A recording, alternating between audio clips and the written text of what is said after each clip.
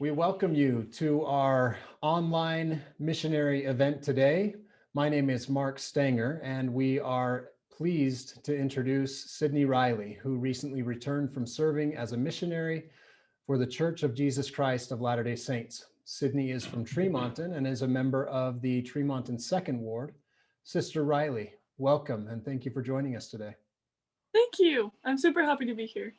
Well, we're excited to be able to talk to you and super excited to be able to hear more about your missionary experiences and all of the awesome stuff that you've been involved in for the last 18 months.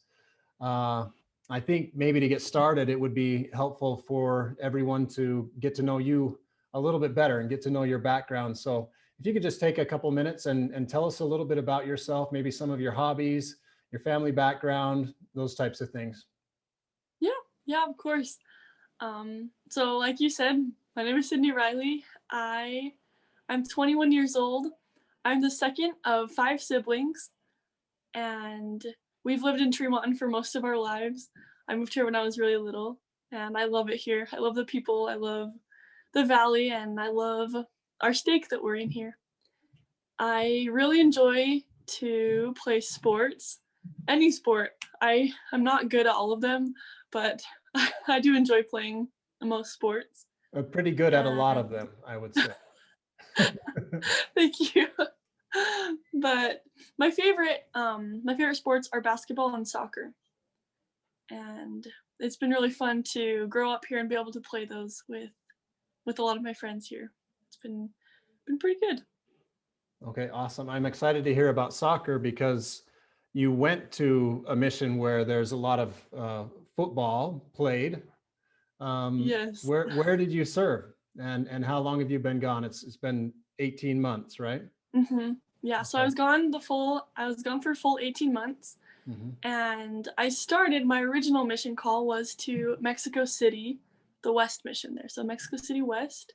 And like you said, they did play a lot of soccer or football there. And I was there for about 10 months. And then after the pandemic hit and the missionaries got sent home to their home country, I did return home for about 7 weeks. And then I got my reassignment to the McAllen, Texas mission, which is super, super close to the border of Mexico. So there's also a lot of football and soccer there as well.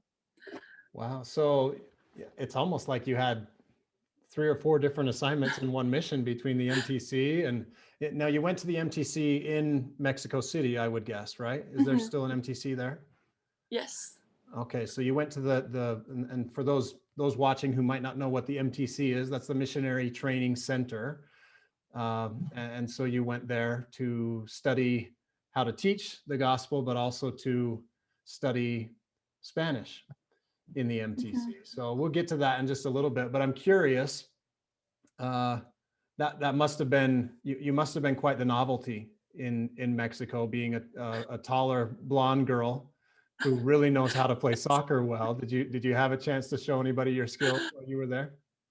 Um, I did play soccer quite a bit. We used it mostly to talk to people and to start a conversation because like you said, I have blonde hair and people generally would look our way when we're walking down the streets in dresses because we look different. Mm-hmm. But then we'd start playing soccer with them and they would talk to us more easily and we were able to share messages about Jesus Christ, which was kind of cool because like I said, the conversation started talking about soccer and then it ended inviting them to come to church with us. And so it was a really cool experience to be able to relate the gospel to our everyday things that we encounter. I'll bet you didn't ever think that was going to end up being a missionary tool while you were doing that in high school. Nope. Well, that's neat to be able to see that and to see Mm-hmm. how the Lord blessed you with those abilities, at least in part. I would think for those reasons, so that you could Mm-hmm. connect with people on your mission. So, well, I want to talk just a little bit about your church background. You've been a member of the church your whole life, Mm-hmm. baptized when you were 8 years old, and Mm-hmm. so I've always been around the church. But what do you remember about growing up in the church, and what can you tell us about the way that your testimony developed, and what your testimony of the restored gospel was like before you served as a missionary? Mhm. Yeah, I actually think about this a lot because as a missionary, you learn so much about stuff that you already thought that you knew. And growing up in the church, I learned a lot about the Book of Mormon and about the plan of salvation and the restoration of the Church of Jesus Christ of Latter-day Saints. And so I thought I knew everything. I felt very prepared to go share the gospel. And then when I got out to the mission field, I realized that I didn't really know quite as much as I thought I did. Because when you teach people about it, then that's when it really hits you that this stuff is actually true and that this church really is the true church. And so I'd say that before my mission, growing up in the church, it was such a blessing because I was constantly surrounded by love and by such joy. That's one of my favorite things about the gospel is the joy that it brings.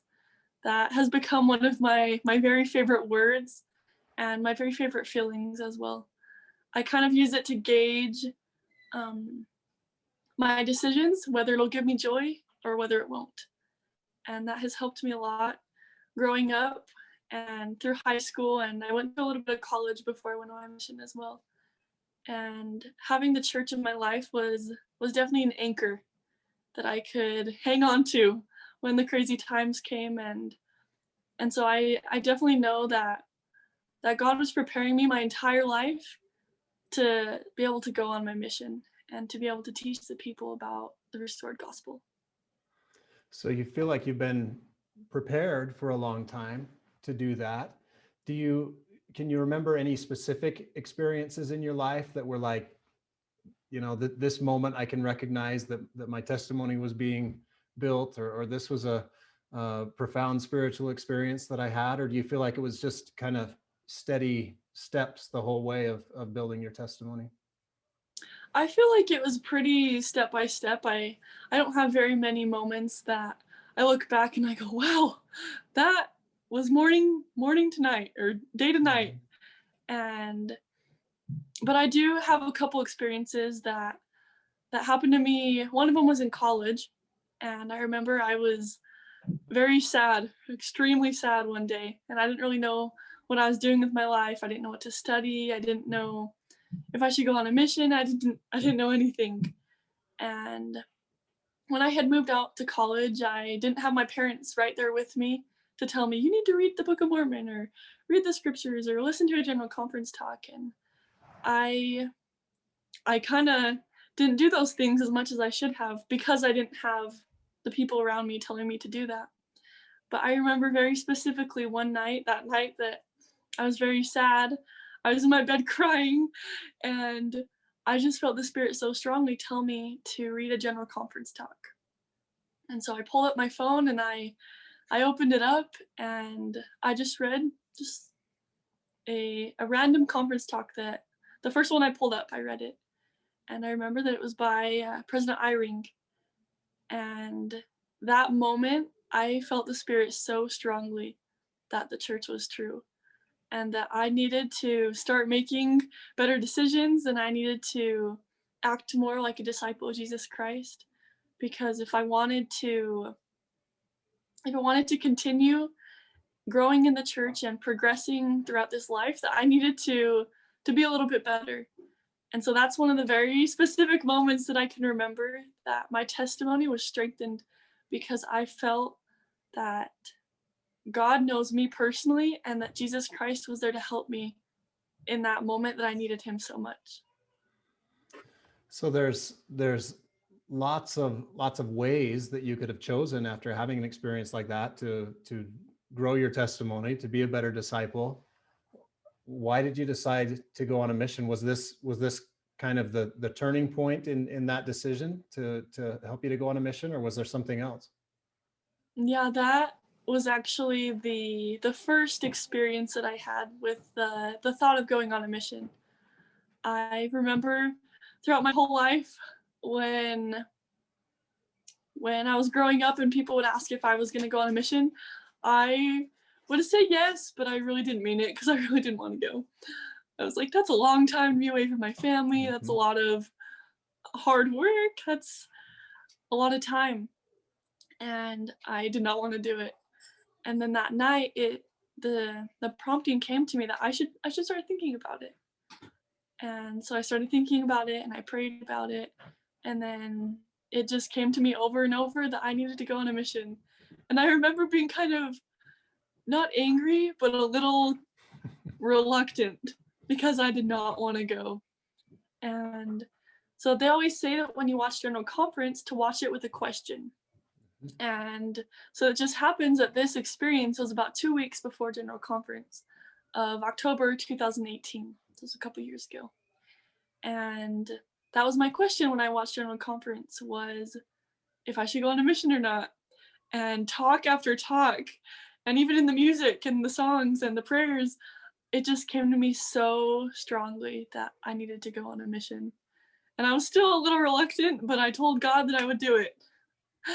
And there was another experience that happened right after that I called my parents because they didn't think I would go on a mission because I told them that I wasn't going to go. And I called my parents and I told them that I wanted to go on a mission. And my mom shared with me that she had been receiving that same thought that I needed to go on a mission. But she didn't want to pressure me, she didn't want to force me, so she never told me. She prayed that I would receive it for myself. And that was a very special experience to hear that my mom received that same revelation for me as I did for myself. And so that was another testament to me that I needed to go. And after that I did want to go. I wasn't as reluctant. Oh, that's a wise mom Yes. to She's know great. that, and then trust that you would receive that answer if that's something that you were supposed to do for yourself. And then Mhm. think about looking, viewing those general conference talks from our church leaders, having that question in your heart and in your mind, and I might have looked at those exact same messages, Mhm. not even had an inkling about missionary work. And so it's neat Yeah. how the Spirit can speak to us with the specific things that we need, whether it comes through specific words that someone says or not. So Mhm. wow, Yeah. that's neat to hear about that. So you decide to go on a mission, Mhm. and so you go through the process of preparing, and finally the mission call comes, which is a pretty exciting moment. Tell me about what that felt like to receive your mission call and then open it up and see that you were going to Mexico City. I remember the day I got my call. It came. They sent me a text at 7:33 in the morning. I remember because I was so excited. Oh, And because it's not a physical letter they sent you an mhm. email, right? They start. Mhm. Yeah. So I got a text saying that my mission call was in, and Mhm. that I could look it up and find it and print it off and stuff. Okay. And so that morning, I was just so excited and I didn't think I could do anything else. So I was just running around getting stuff ready to have a little get together with some of my friends. And I because I was down at college, I was down in Cedar City when this came. So I wasn't with my family, Mhm. but it was quite the day. And I had as soon as I wanted to serve a mission, I wanted to go to Mexico, and I felt that I was gonna go to Mexico. It wasn't even gonna be surprised if I opened my letter and it said Mexico, because I had a friend who had been called to Mexico, and me and him we were pretty close. And then he was in an accident, and he passed away, and he wasn't able to go on his mission. And I just felt so strongly a connection that I was gonna go to Mexico on my mission, and that it may not be the same mission, but I could represent my family, I could represent my friend that was supposed to be there, and I could teach the people of that beautiful country.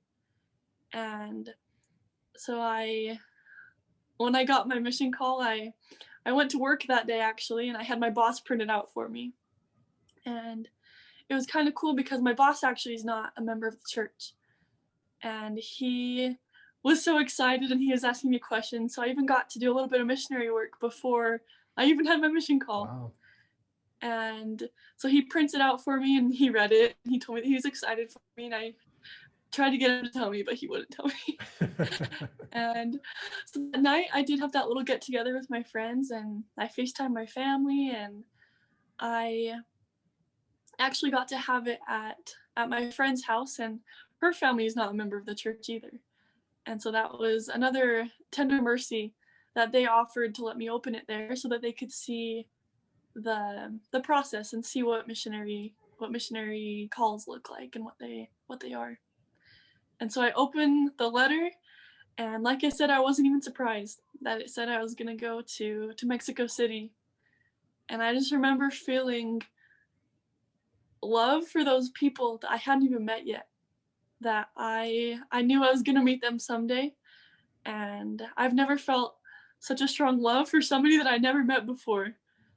And it was a really cool experience to open that and to see that my feelings were true, that feeling that I was going to go to Mexico was right, and that was the Spirit speaking to me and telling me that I was going to have that opportunity to go and help them be able to grow closer to Jesus Christ. Wow.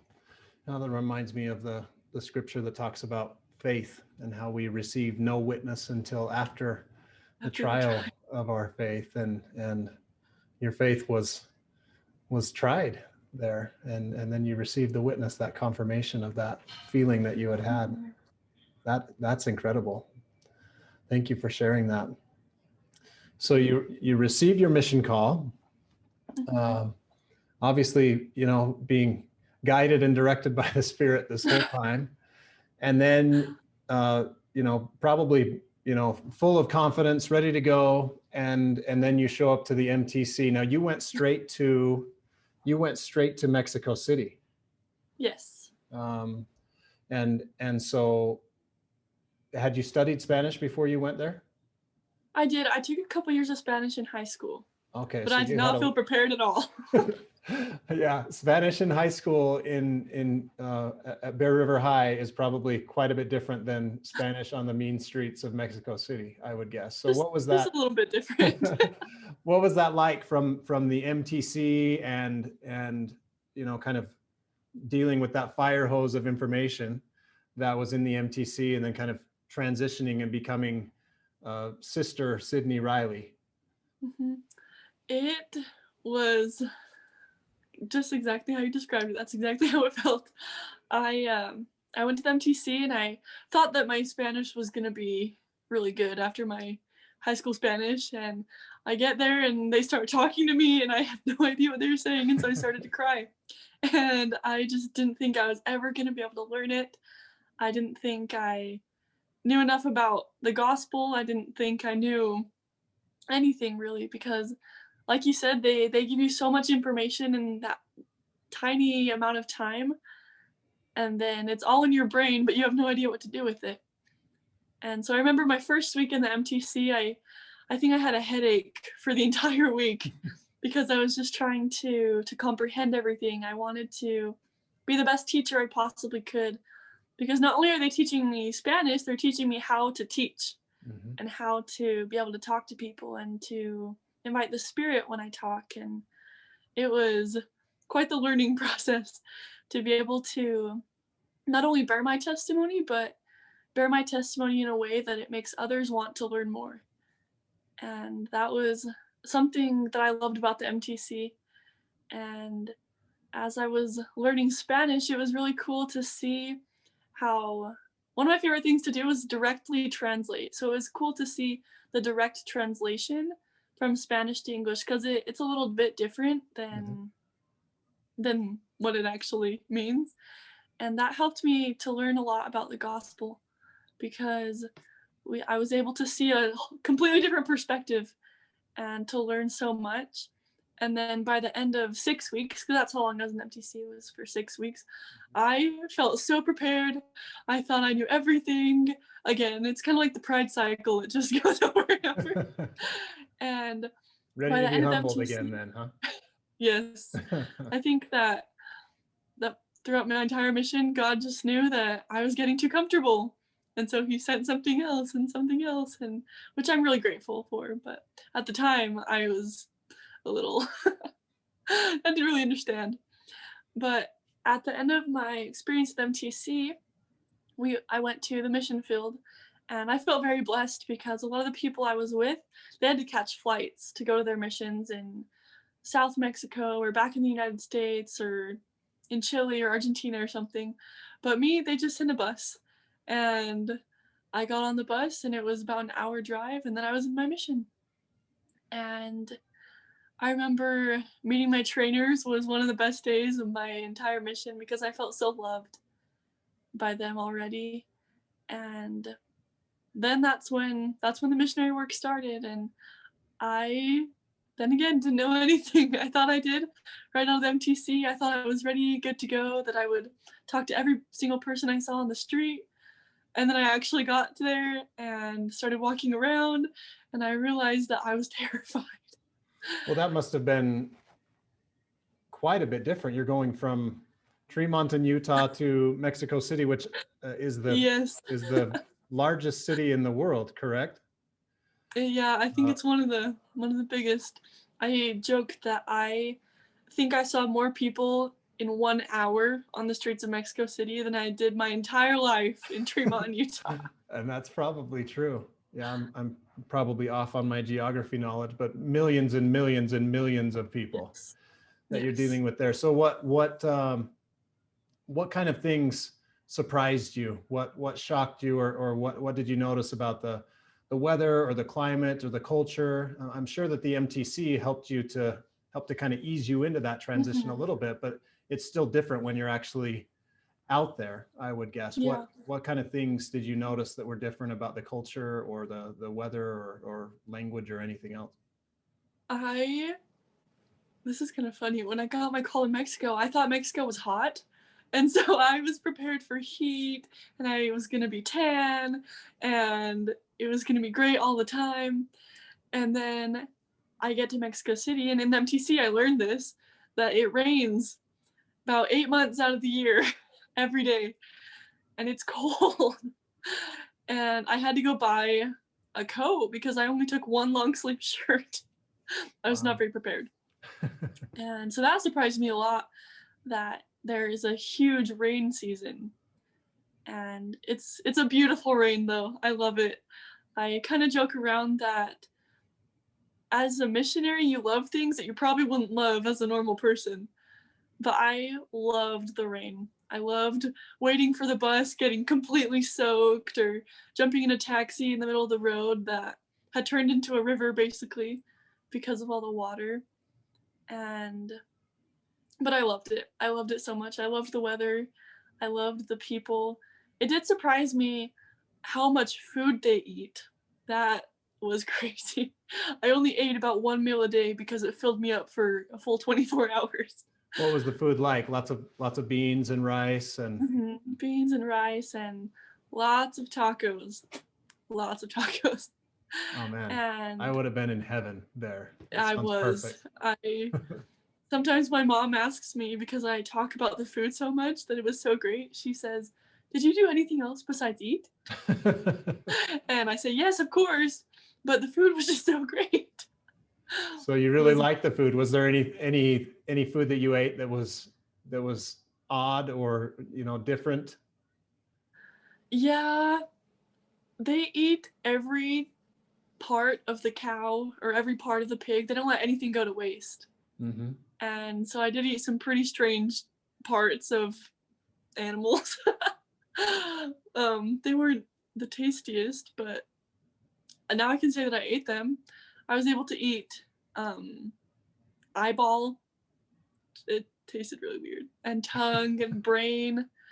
And the one that I don't think I'll ever eat again because it was not good at all is the stomach.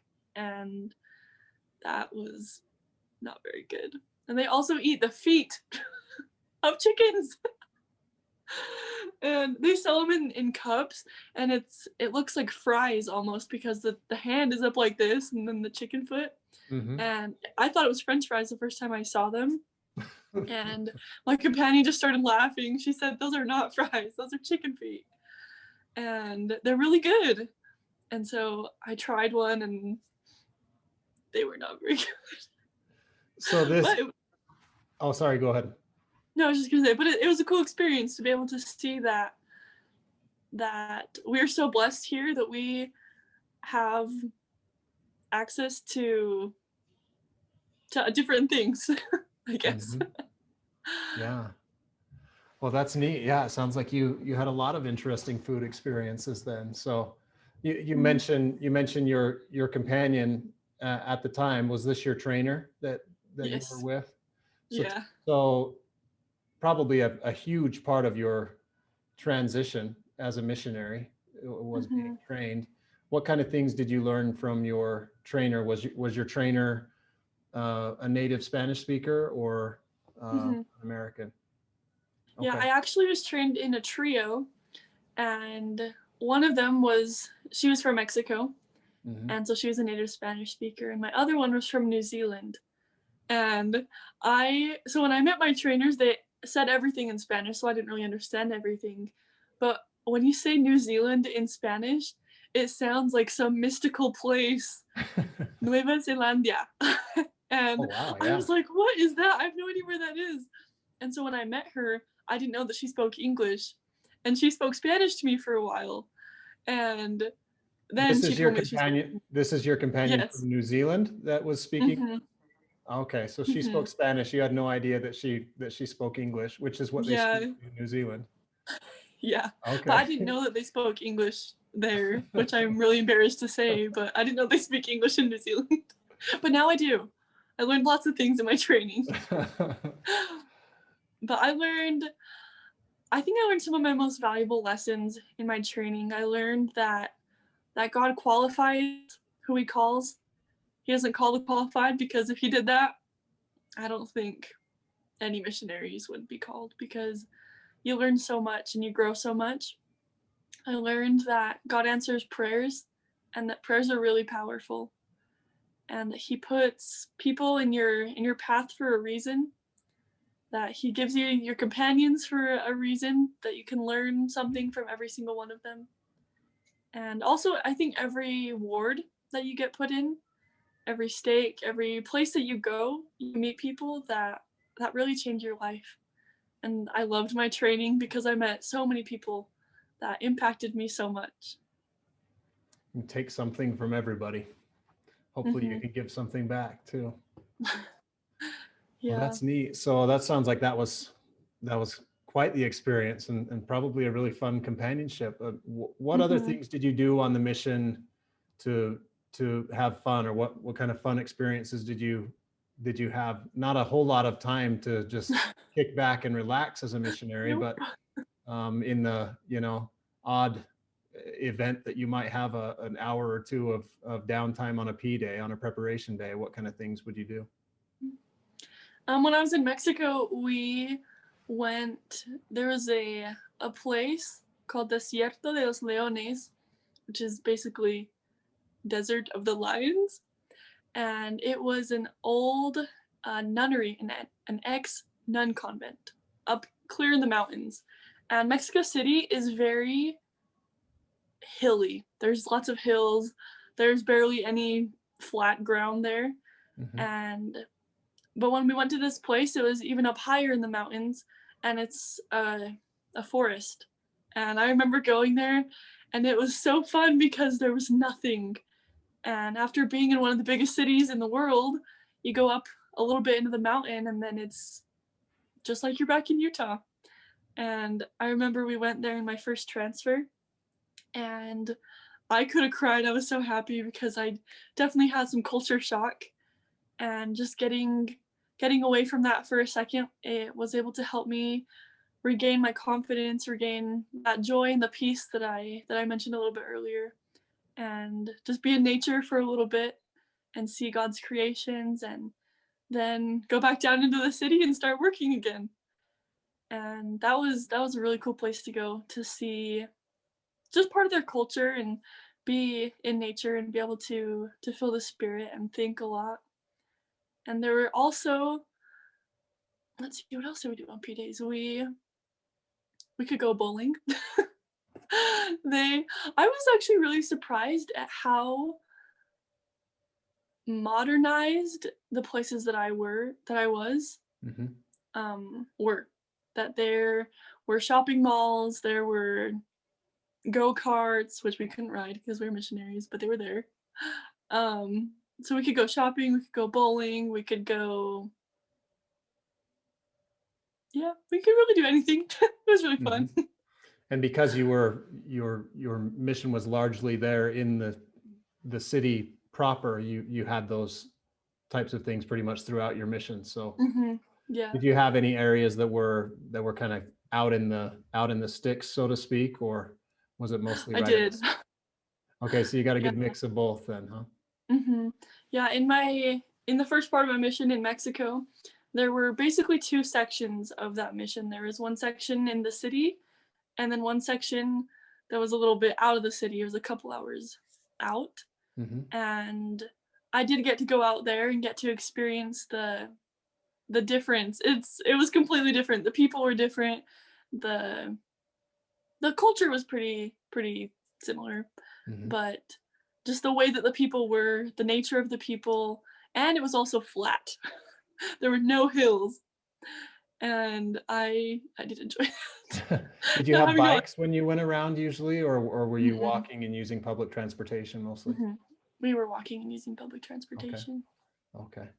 So yeah, that was probably nice to not be hoofing it up hills all day, to have Yes. have some flat It was ground to. nice, except for the problem with that was we weren't as getting as much exercise, but we were eating the same amount of food. So you Oh. knew that when you went out there that you were gonna gain weight. So everybody knew if you'd been out to those outlying areas for a little Yep. while, They huh? said, "Oh, I bet you just came from over there." Yeah. Well, how awesome that you were able to experience kind of both aspects of that, though. Mhm. That sounds like a lot of fun. So I'm curious to hear what you've talked about some of this with the language and making adjustments, but what would you say was a significant challenge that you faced on your mission, or maybe a couple different challenges, but what really challenged you, and how can you see now that that's been a blessing in your life? You've kind of touched on some of these things already, but is there anything else you would add to that? Mhm. I think it was hard for me to be with someone 24/7, to be with Hmm. your companion at all times. It was it was really hard to get used to at first to because you see all of their not only their good side, but you see their bad side, you see their funny side, you see their sad side.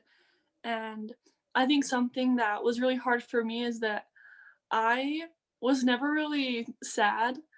And so when the people around me were sad, I didn't know how to help them. And I felt so bad because I wanted to help, but I didn't know what to say because I it never really happened to me.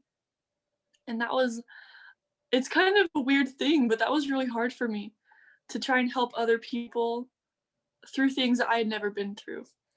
And that also goes right along with the people we were teaching because I was a 19, 20-year-old girl in Mexico and in Texas. And we were teaching people that ranged from the age 12 to 90 that had different life experiences. And I think at first it was really hard for me to be able to relate to the experiences that they were going through.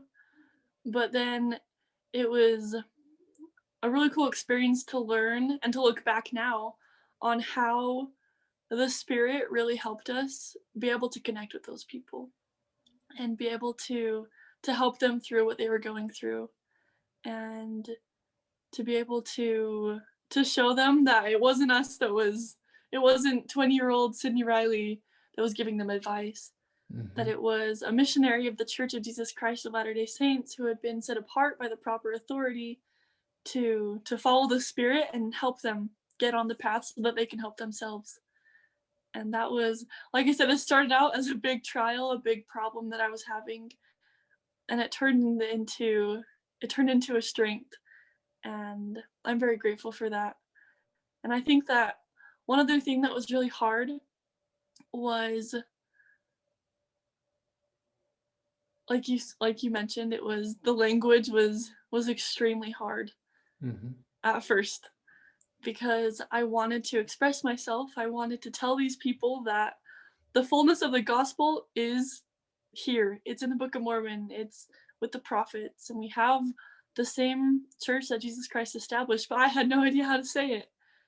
And I just remember crying and crying to my companions and asking them to teach me and practicing all day to be able to communicate with these people because I did feel such a strong love for them, but I couldn't talk to them.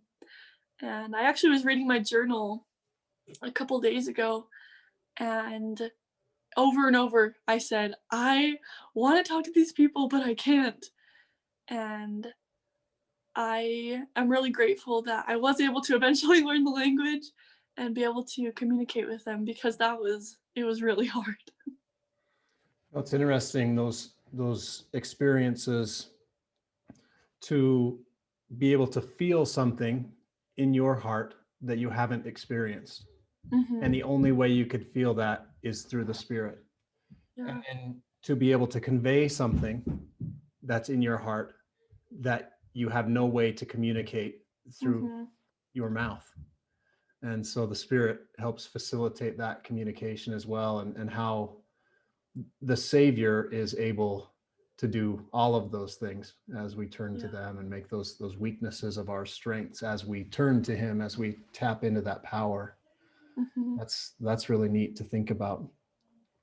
So as you're doing this, I'm sure there were really powerful experiences. I'm sure you had people that the message resonated with. Can you tell us about some of those experiences that you had, specific experiences with people where you saw their life change, or where you witnessed a really powerful spiritual experience that Hmm.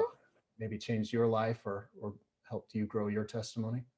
Yeah, I have a couple specific ones that I can share. I remember on my very first day in the mission field. So I just met my trainers. We went and put my suitcases away, and then we left to go work. And that night we went and we had a family home evening with some members, and they they are great. I still talk to them to this day actually, and they are happy because now I actually speak Spanish, and so now I can actually talk to them. But that night they walked us out to the corner of their little street, and we were waiting for a taxi.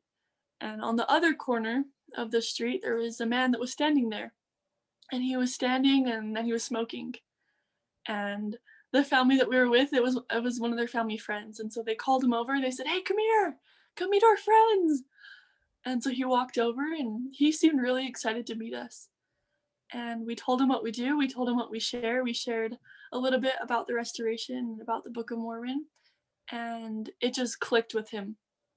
And he asked us if we could come back the next day, and so we did.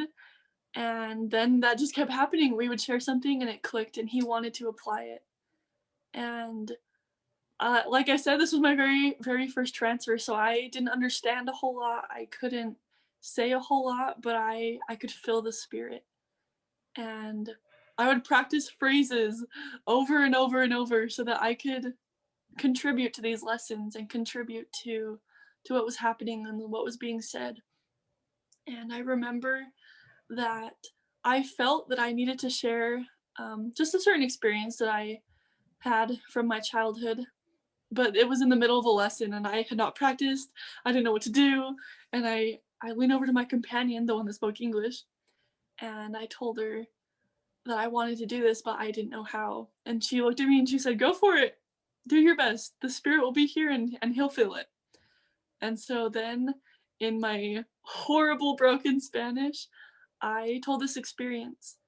And this man, he started to cry, which he never did. He was a big, strong guy, and he said that he has really never cried before. And he said that even though it was my broken Spanish and that I didn't really know what I was saying, that he could feel the Spirit and that he could feel that what I was saying was really important to me and that I wanted him to know. And that man actually, he ended up getting baptized, and he changed his life completely around because he saw the blessings of the Church of Jesus Christ of Latter-day Saints, and he saw how Jesus Christ can change us. And that was one of the most impactful memories that I have for my mission, because I saw how it changed his life, and then I was able to take a look at my own life and see how I can change and how I can apply those things that I learned from him and be able to grow even closer to Jesus Christ and be a better member of the church. Yeah. That was a very, very cool experience that I was able to have. To be able to have that so early on and be able to carry that with you to strengthen you throughout your mission. Yeah, Awesome. I always would look back on that, and I would always tell stories about that to my companions, and I love talking about it because it really did change my life. And the other experience that I can share is, it actually happened a couple weeks before I came home. We had been in quarantine in Texas, so we didn't really leave the apartment. We did most of our work online on Facebook, and that was a completely different experience that I never thought I would ever have. But I learned a lot. I learned how to use Facebook. I learned how to work. I learned how to share the gospel through Facebook and through family history. I had a very cool assignment, I guess you can call it. I had a cool assignment to be in charge of family history for the entire mission. Wow. In Texas. And so I was able to learn about family history first of all, because I didn't really know how to do it. But then I was able to help teach the other missionaries how to do it, and then we used it to contact and to tell people all over Facebook that we were doing family history and that we could find their family, which is really important to the Mexican culture. Families are everything to them. Mm-hmm. And that was really cool to be able to see how learning about their family could change their life. And this experience was able to happen because of family history. We were just messaging people on Facebook, and we would friend a bunch of people and message every single one of them and be like, hey, we're the missionaries, and just try and talk to them. Mm-hmm. And my companion messaged this woman, and this lady responds like she knows who we are. She said, yeah, my daughter's been asking about you guys. When are you coming over? And my companion looked at me and she's like, what is happening? This had never happened before.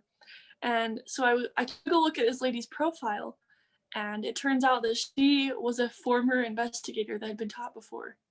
And we actually had her in our area book. And so we got to go look at what she'd been taught and the experiences that the other missionaries had with her. And then she invited us over that very minute. So we got our things, we went over to her house, and we got talking, and we told her about family history. We told her how we can help her find her family, and that we can help her grow closer to her family, and that she can be with her family forever. And that really, really hit home with her. It really was able to kind of pierce her heart and let us in. And when she heard that our families can be together forever, she knew that she needed to keep listening to us. And her 10-year-old daughter, the one that had been asking for the previous missionaries, was there as well. And so we'd been talking with her mom for a little bit, and this little girl, she goes, I have a question. Can I get baptized? And my companion, who was in her training, I was helping her out, she just, her jaw drops and she looks at me, and I was like, you can definitely get baptized. Wow. And that experience of meeting them and seeing how knowing that they can live with their families forever changed their hearts, it changed their minds, it changed everything about them, that they wanted to grow closer to Jesus Christ. And that little girl who was 10 years old, she knew that how she could get closer to Christ and how she could start on the path was to get baptized.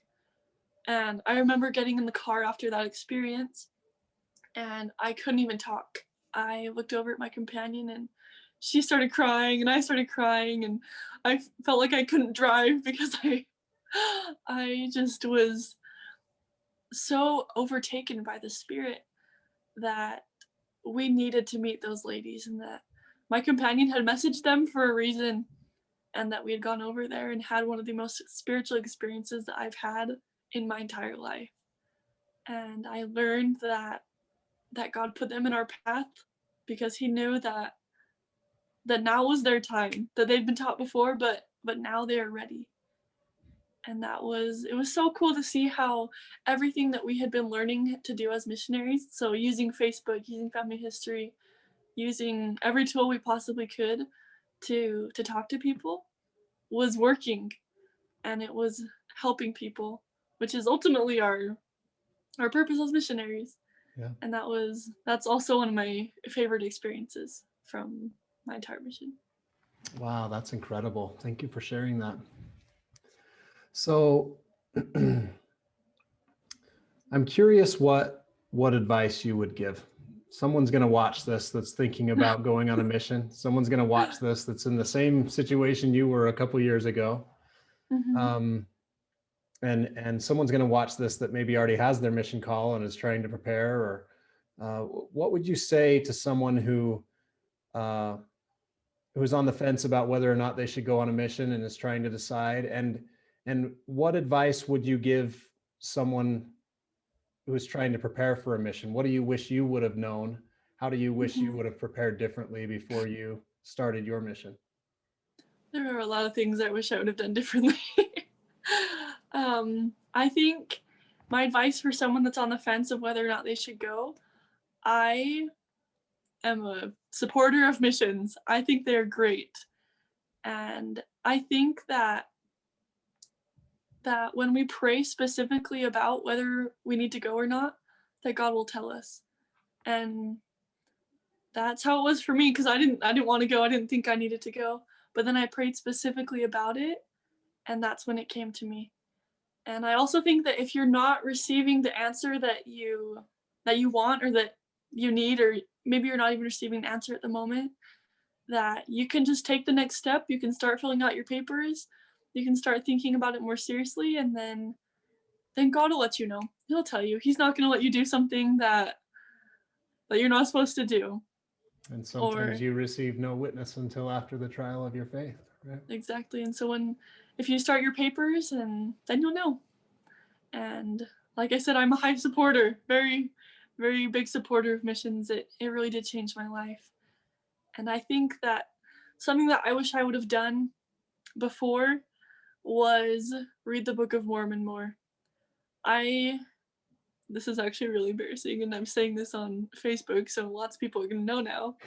But I read the Book of Mormon one time before I left on my mission, and I was 15 years old when I did that, 14, 15. And I did it to get my personal progress. I did it because you have to do it. And I regret that. I regret that so much, that I didn't read more, that I didn't study more, that I didn't ponder more, because it took me quite a while to figure that out. It actually took learning a language and reading it twice in that language to gain my full testimony of that book. And it really does change your life. It changed my life, and I really do wish that I would have read it more before I prepared for a mission, before I came on my mission, before I went on my mission, and that I would have treasured it more, because I had that tool my entire life, my entire 19 years before I decided. I had the Book of Mormon, and I didn't utilize it like I should have. But now I know, and now I know that I can't go a day without reading it, because Satan is real. And when we're not doing what we should be, and when we're not doing what the prophet has asked us to do, then Satan attacks. And he attacks the same to every single person. He does it. He doesn't care about us, but God does, and Jesus Christ does as well. And they've given us all the tools that we need to prepare, and they've given us all the tools that we need to succeed. But it's our own agency and it's our own decision to use those tools. And so that's my advice, is to use all the tools available. Study the Book of Mormon, study Preach My Gospel. That's another thing I didn't do. I did not study Preach My Gospel. I wish I would have done that more as well. And Preach My Gospel is the book that has all of the missionary lessons and teaches you how to be a missionary, right? Yes, exactly. It's a great book. Well, wonderful. Thank you for sharing that. I guess in closing, it'd be neat to hear your testimony. Now, we've heard your testimony all the way through our discussion. And I know that there's going to be people who watch who aren't going to be able to understand what you're saying in Spanish. And maybe for them, it'll just be interesting to hear what the language sounded like. But I'm wondering if you wouldn't mind just taking a minute or two and sharing your testimony in Spanish. Yeah, of course. I would love to.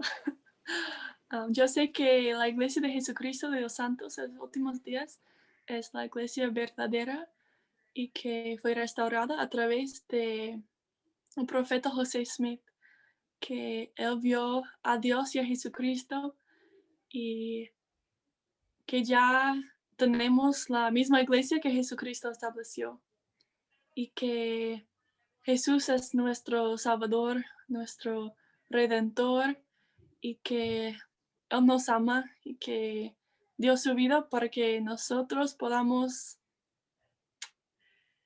regresar y vivir con Dios y con Jesucristo otra vez.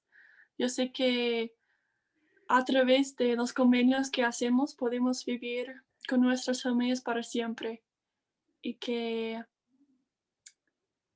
tenemos un profeta viviente y que Él nos guía y nos ayuda y nos está guiando en todo tiempo.